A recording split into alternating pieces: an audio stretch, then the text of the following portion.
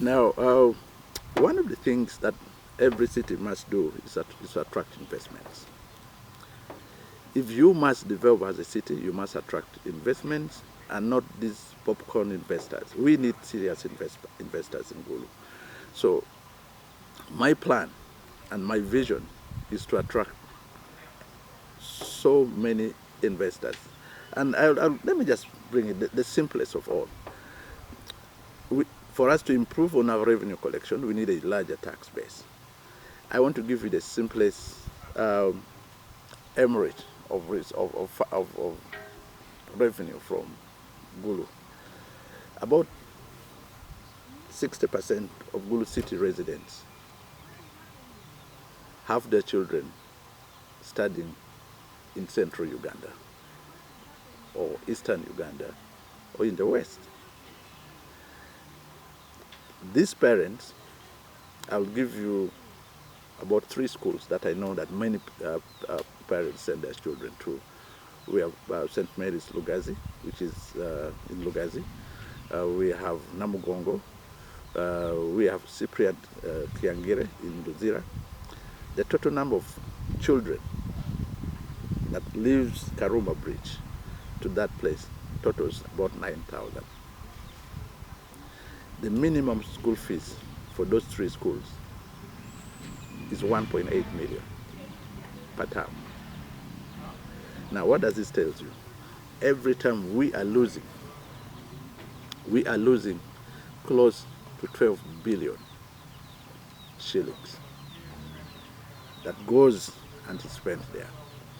Now, what if these schools are invited and given free land, okay, to invest here in Gulu City, where Gulu City procures this land and gives them? So that means we are saving 12 billion flying away every term to the central region.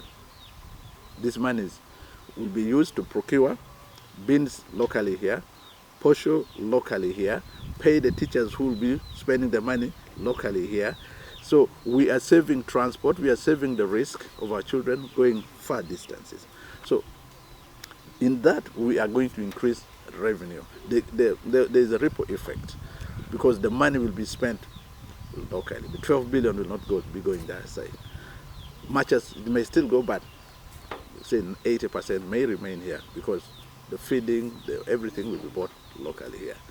Not only that, if we attract investors, by attracting investors, I may not necessarily mean that Gulu City should bring attack sugar into the city. No. But attack sugar can be supported, and the biggest outlet of attack sugar is in the city. Okay? So it's going to provide employment. That will provide employment. And when people are employed, that means these people are going to pay tax. There's local service tax.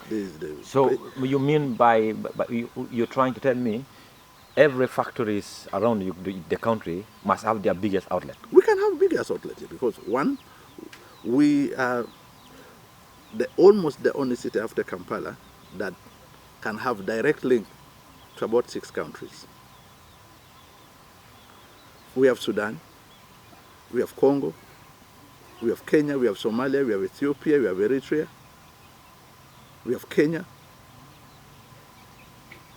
And we can access these countries by road.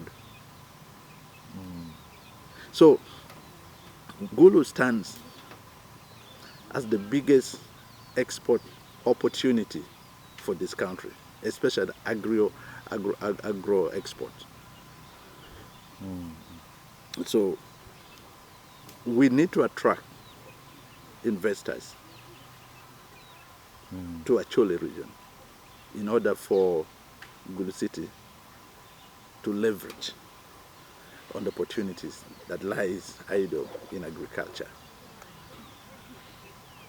Not only that, if you look at tourism, the biggest city to the 2 biggest, the most attracting tourism destination, that is Masishon Falls, Para, and Kidepo. It is Gulu. Kidepo has been rated the world's #1 destination. How do we position ourselves as Gulu City to leverage on that? So that means Gulu City, besides being an agro city, can be the best tourism city.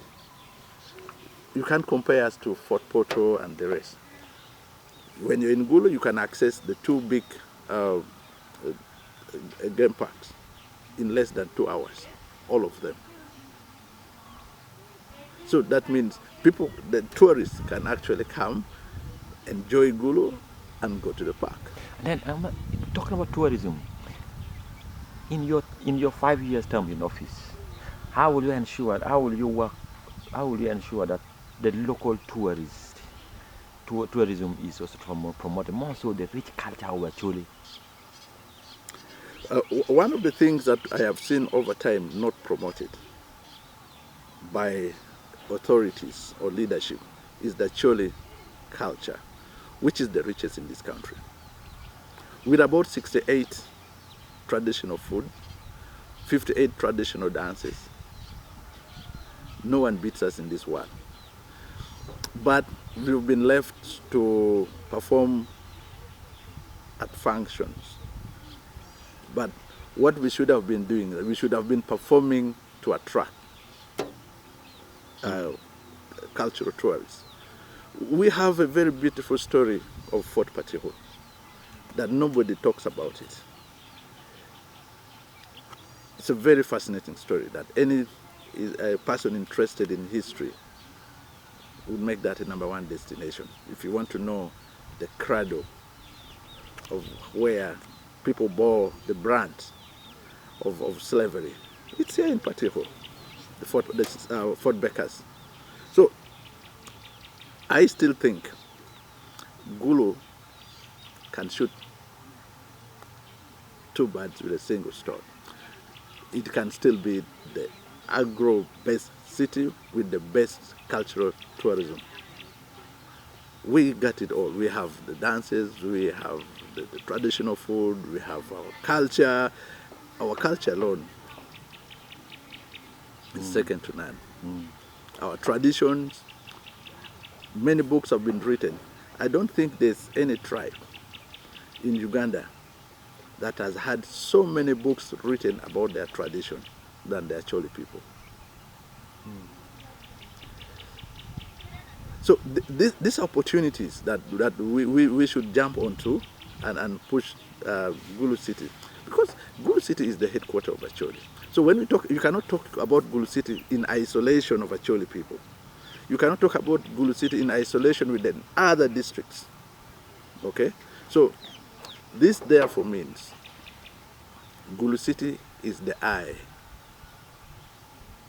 and the ears of Acholi.